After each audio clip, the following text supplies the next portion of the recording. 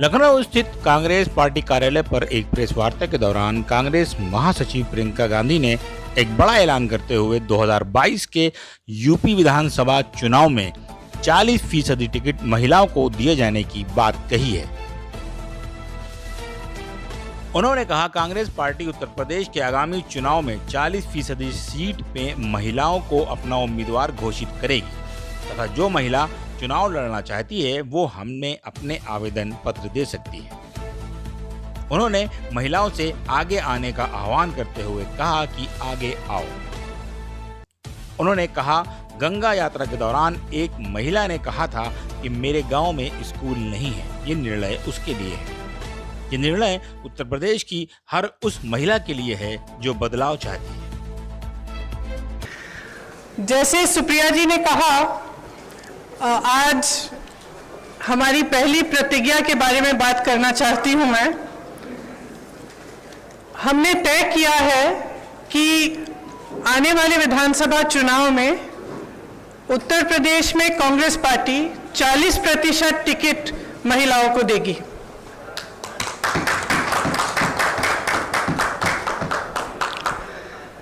हमारी प्रतिज्ञा है कि महिलाएं उत्तर प्रदेश की राजनीति में पूरी तरह से भागीदार होंगी।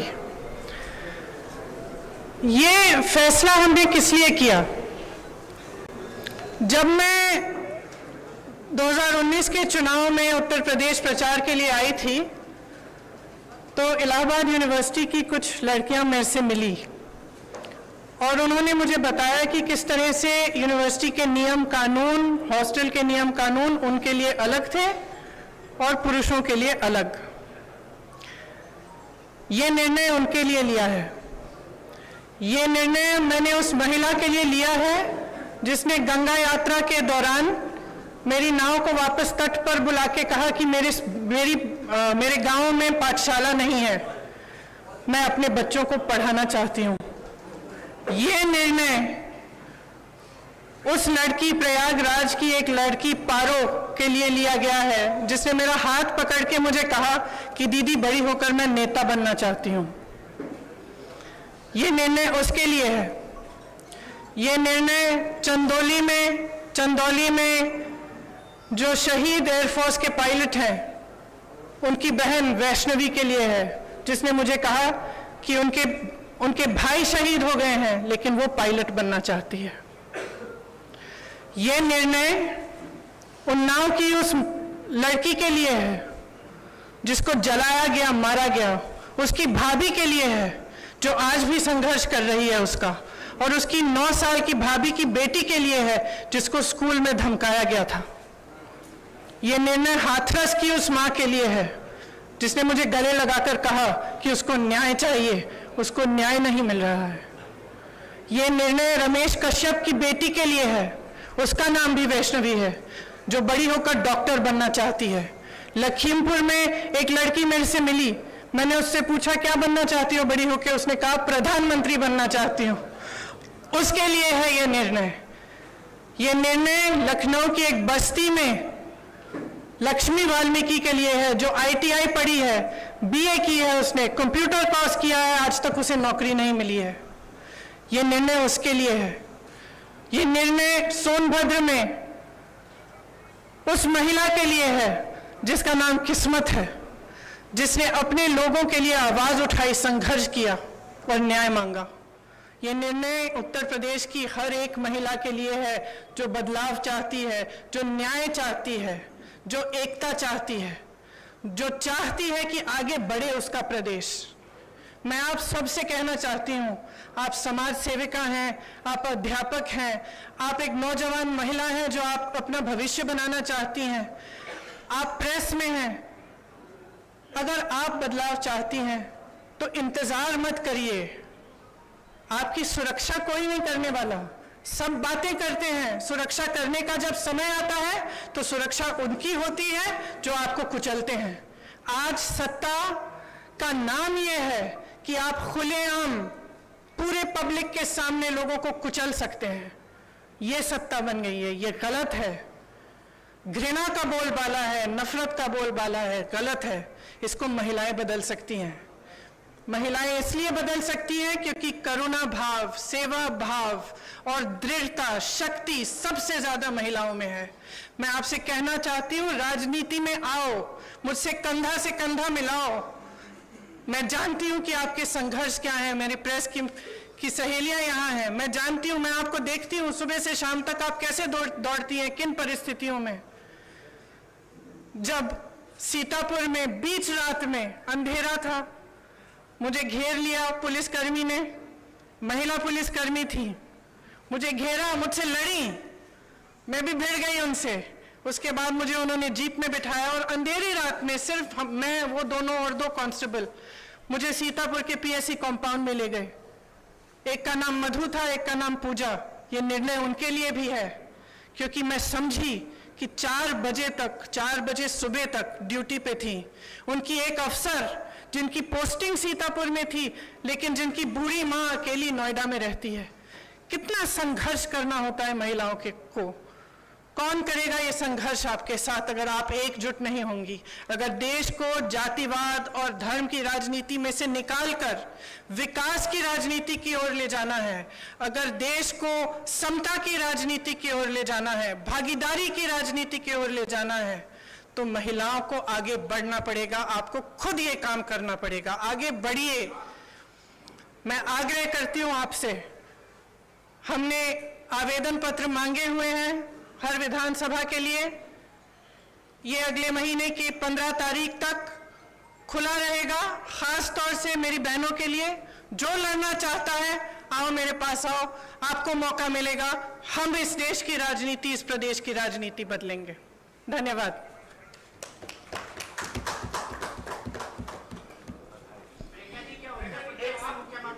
हम लोग कुछ सवाल लेंगे। इसको थोड़ा सा सुनिश्चित तरीके से कर लेने दीजिए। कुछ सवाल लेते हैं। मैं पहले प्रिंट इलेक्ट्रॉनिक मीडिया से शुरुआत करूंगी, आपके पास मैं जरूर आऊंगी। प्रांशु जी, आपका सवाल।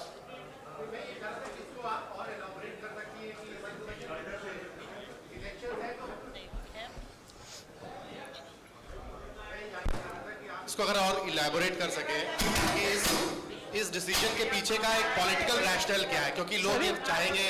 सुनाई नहीं दे रहा। थोड़ा सा शांत रह जाइए, आपके कोलीग को सवाल। मैं ये पूछ रहा था कि इसको आप थोड़ा सा अगर और इलैबोरेट कर सके कि इसके पीछे का रैशनल क्या है, क्योंकि लोग ये कहेंगे कि चुनाव का सीजन है और आप इतना बड़ा एक गैम्बिट ले रही हैं कि आप कह रही हैं 40% टिकट, जो कि लगभग 100 टिकट से ज्यादा होगा, आप महिलाओं को। मेरी बस चलती तो 50 करती। तो इसके पीछे का रैशनल क्या है? दूसरा, क्या आपको लगता है कि ये जो प्रोसेस है अभी टिकट देने का, और उसके बाद आपकी पार्टी के अंदर जो ओवरऑल एक नेशनल लेवल पे यूपी के बियॉन्ड भी महिलाओं का जो रिप्रेजेंटेशन है, क्या उसको बढ़ाने के पीछे का थॉट प्रोसेस ओरिजिनेट? देखिए, यहाँ पे बढ़ेगा तो नेशनली भी बढ़ेगा। मैं यूपी की इंचार्ज हूँ, यहाँ का निर्णय हम लोगों ने लिया है, सबकी सहमति के साथ लिया है।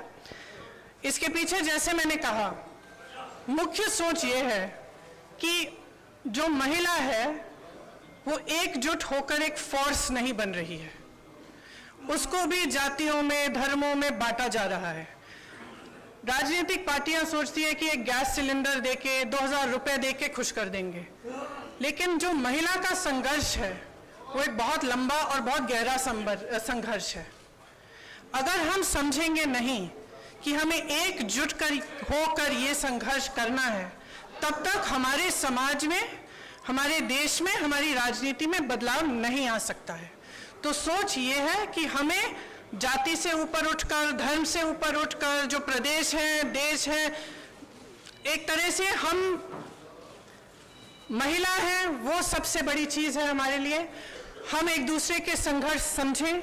जब हम देखें कि एक महिला लड़ रही है तो हमारे मन में ये नहीं आए कि अच्छा ये तो ऐसी महिला है या वैसी महिला है। हमारे मन में ये आए कि ये महिला है, मेरी बहन है, मुझे इसके साथ खड़ा होना चाहिए, मुझे इसके साथ लड़ना चाहिए। ये भावना है इसके पीछे। जयनेत्र जी, एबीपी, उनका हाथ उठा हुआ है। मैं आप सबके पास आऊंगी, थोड़ा सा धैर्य रख लीजिए।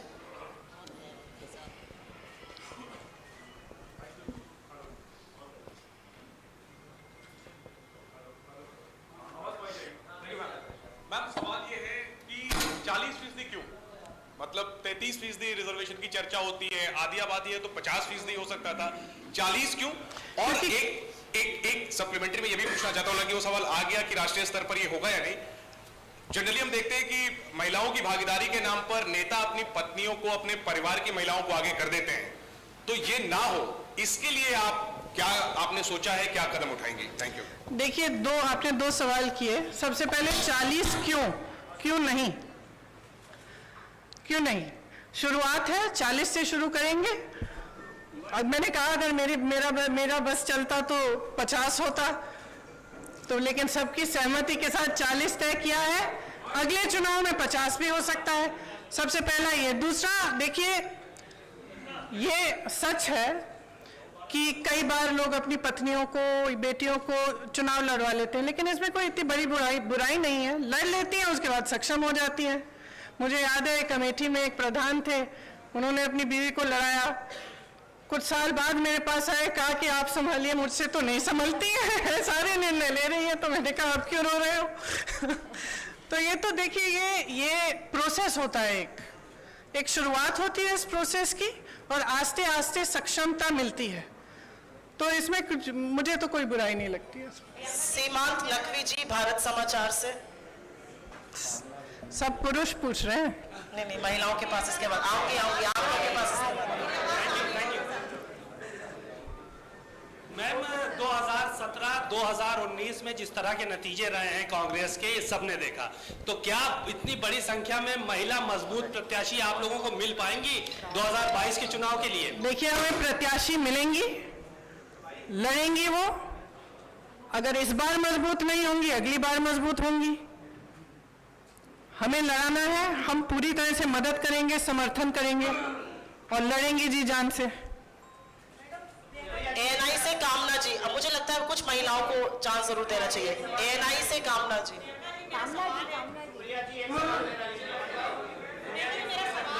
आप सबके पास आएंगे, थोड़ा सा धैर्य रख लीजिए, आप ही के कोलीग्स हैं। कामना जी, मेरा सवाल है, आपने उत्तर प्रदेश के लिए ये बात कही, मैं जानना चाहती हूँ, जिस स्टेट में ऑलरेडी कांग्रेस की सरकार है, पंजाब हो, वहां पर तो चुनाव होने वाले, क्या यही फॉर्मूला वहां पे भी लागू करेंगी?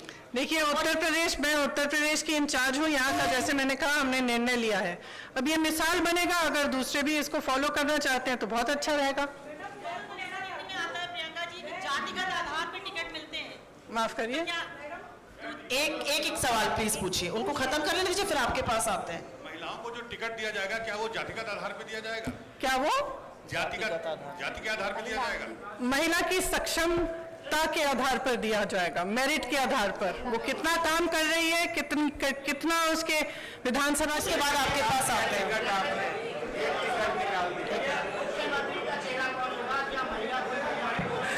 वो आगे जाके देखेंगे। क्यों? मैं जब बताऊंगी, जब बताना चाहती हूँ। 1 मिनट रुक जाइए सर। हाँ, आप पूछिए मैडम। रितु सिंह लखीमपुर वाला भी दोहरा दीजिएगा।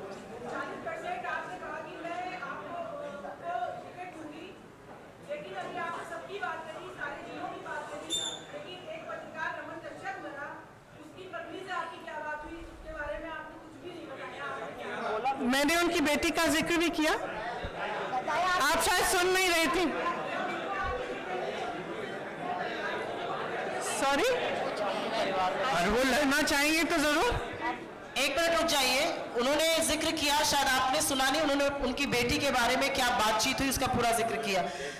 सिद्धार्थ कलहंस जी, बिजनेस स्टैंडर्ड से। यहाँ पे 2 मिनट बैठ जाइए, अभी वो पूछ रहे हैं, उनके हाथ में माइक है।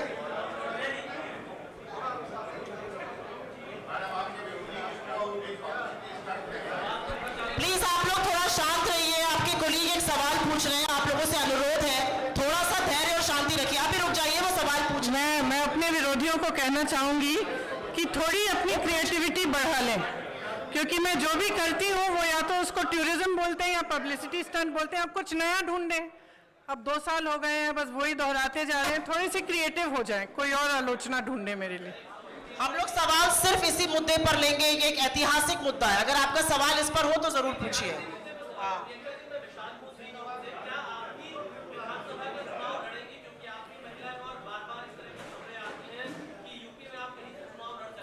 ये निर्णय मैंने अभी लिया नहीं है, अभी कुछ टाइम है चुनाव के लिए, मैं ले लूंगी। हाँ, इस पे सोच के मैं निर्णय लूंगी कि लड़ना है कि नहीं। रोहित जी, नवभारत टाइम से रोहित जी।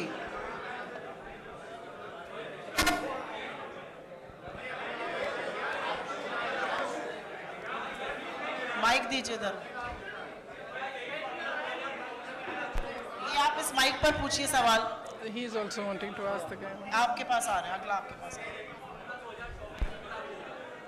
Sorry. फॉर्मूला 2024 में भी लागू हेलो, होगा। आशा है कि 2024 में इससे ज्यादा होगा।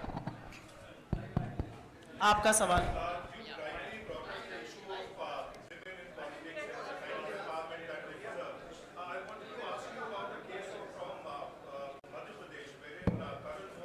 हेलो,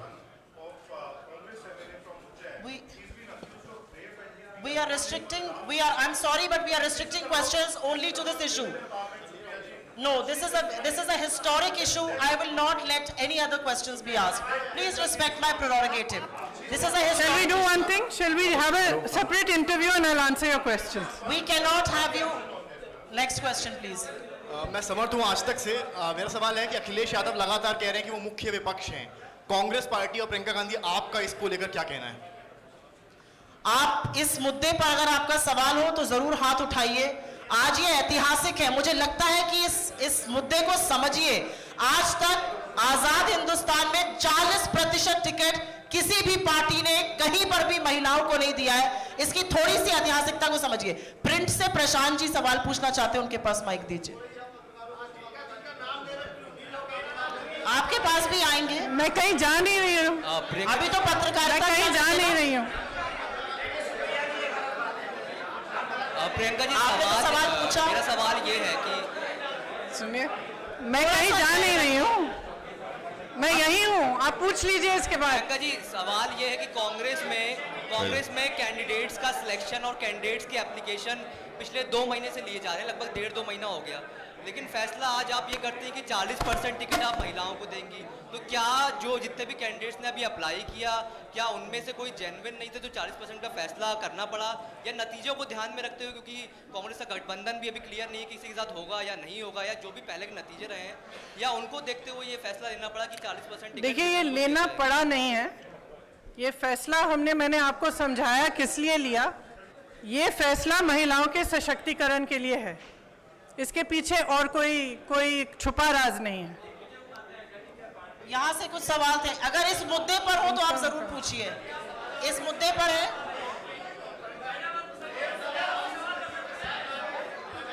इनको माइक दीजिए। एक करके पूछिए। ये एक सवाल मेरा ये है कि कांग्रेस की रणनीति क्या है? किस रणनीति? ये माइक दीजिएगा, इनको आवाज नहीं आ रही है।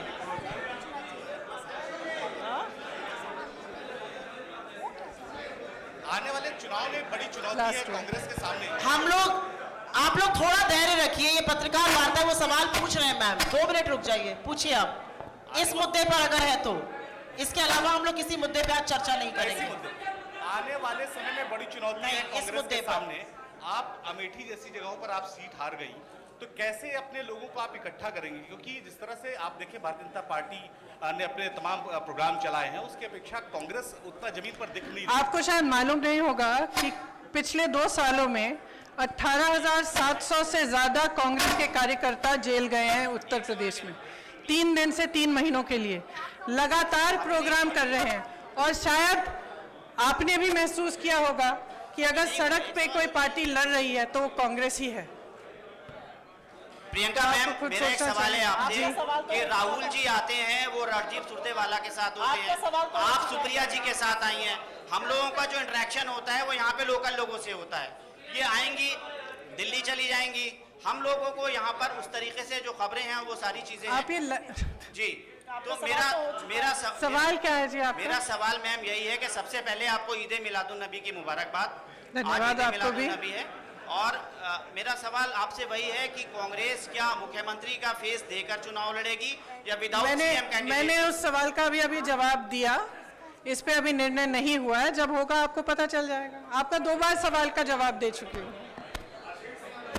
कहिए, उससे पूछे तो, इन दोनों से पूछे। इस मुद्दे पर सवाल है, माइक ही नहीं चल रहा है। आपका सवाल इस मुद्दे पर है?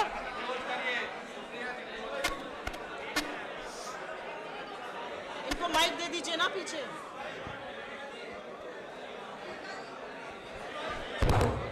मैडम मेरा एक सवाल ये था कि अल्पसंख्यक मुद्दे पर कांग्रेस का क्या?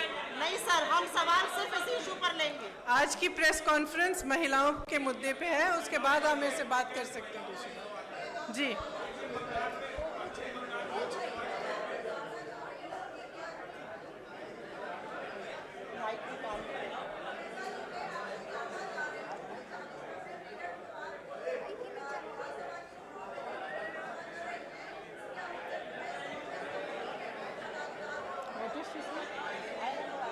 सुनाई नहीं दे रहा।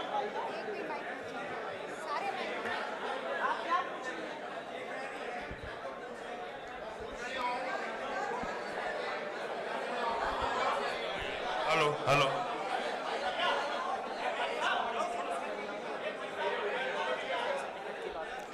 देने की पूरी कोशिश करेंगे हम। अंतिम 2 सवाल लेंगे आप प्लीज। उधर से काफी समय से इंतजार कर रहे हैं। अंशु को दीजिए ना माइक, पीछे दीजिए। टोटल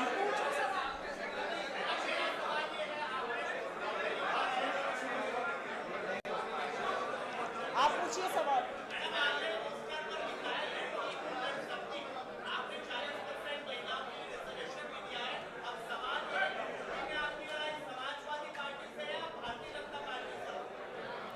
मेरी लड़ाई एक नए तरह की राजनीति को बनाने के लिए है। मैं उन लोगों के लिए लड़ रही हूं जो अपनी आवाज उठा नहीं पा रहे हैं आज के उत्तर प्रदेश में। आज के उत्तर प्रदेश में कोई अपनी आवाज उठा नहीं सकता, कुचला जाता है, चाहे वो महिला हो, दलित हो। जहां जहां पे भी मैं गई हूं, मैंने यही देखा है कि जो पीड़ा में है, आवाज उठा नहीं पा रहा है, लड़ नहीं पा रहा है, उसको कुचला जा रहा है, तो मैं उसके लिए लड़ रही हूं। और मेरी राजनीति सिर्फ इसलिए है कि यहाँ पे बदलाव आए, कि कुछ आशा, कुछ उम्मीद जागे कि उत्तर प्रदेश आगे बढ़ सकता है। एक ऐसी राजनीति बन सकती है इस प्रदेश में जिसमें करुणा का भाव हो, सेवा का भाव हो, सिर्फ मारने, कुचलने और सत्ता का दुरुपयोग करने का नहीं। ये मेरा प्रयास है।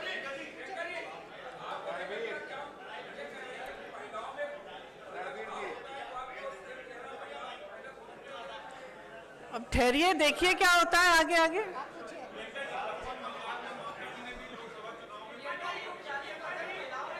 ऐसे मत करिए, एक सवाल पूछ दीजिए। एक सवाल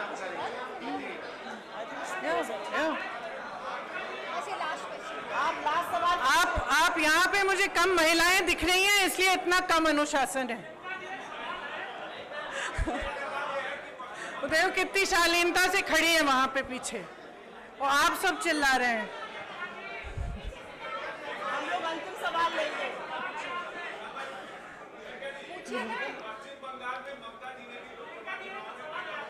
रुक जाइए, अभी पूछ रहे हैं।